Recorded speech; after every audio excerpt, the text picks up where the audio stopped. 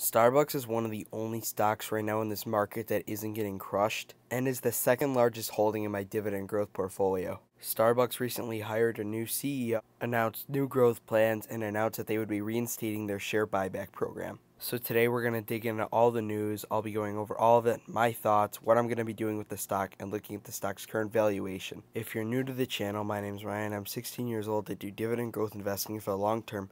If you find content like this interesting or enjoyable, it would mean a lot if you could subscribe. With that out of the way, roll the intro. Hello, I like money.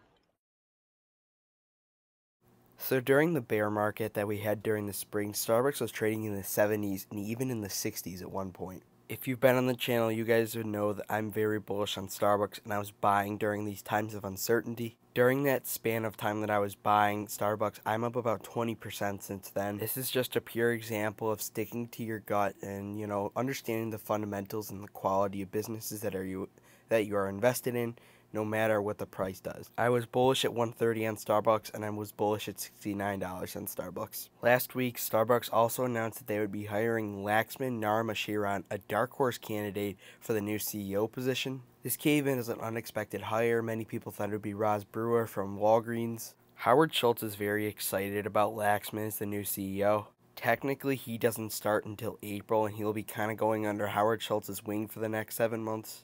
Schultz also was asked if he would come back and why this would be a different hire from other CEOs that have resigned in the past.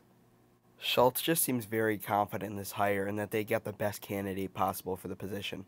As a shareholder, this is just an amazing feeling. Now, here are chopped up parts of an interview with CNBC that Howard Schultz and Laxman did. Did you get to know him? Sure. How did you decide this was going to be the next CEO? Sure. Well, first of all, it's a great day for Starbucks.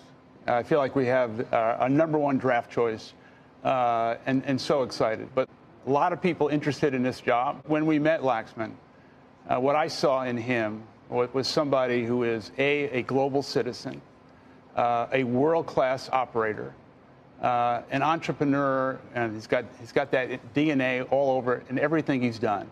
But most importantly, someone who's steeped in humility and understands and respects the culture and values of Starbucks Coffee Company. I saw was somebody who truly understands the emotional connection that our people have with our customers.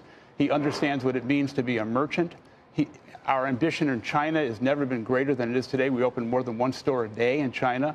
He has significant experience in China, but the partnership that we're going to create in terms of the future of the company, and he understands the ambition we have well beyond where we are today. Well, Howard and I co-created this. Essentially, I'm a sitting CEO, but as of October 1st, I have no P&L, I have no budget, I have no people reporting to me.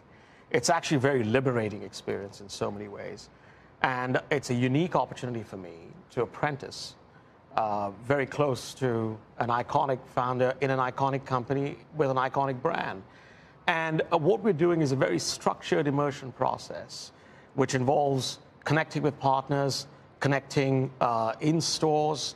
It's about understanding the support center, what all happens there.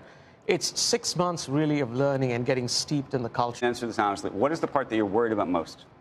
This is a big job for you. Sure. I think, first of all, it's a very special company. Nothing in my past could fully prepare me for it. But at the same time, a lot of things that I've done in the past that I could bring to bear for this company. The one thing that I wanted to be sure of is that, that there would be investments made in order for us to renew the partner experience, in order for us to rethink the customer experience. And some of the things Howard has done ever since he's come in terms of some of the bold decisions he's made me actually a lot more comfortable.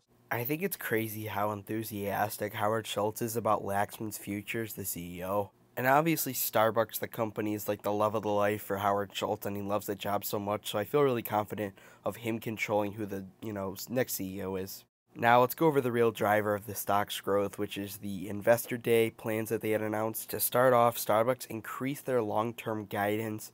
They expect their earnings to grow between 15 and 20%, which is more than they announced in 2020. And they increased their revenue expectations between 10 and 12%, which in the previous was 8 to 10%, so very good stuff to see from Starbucks.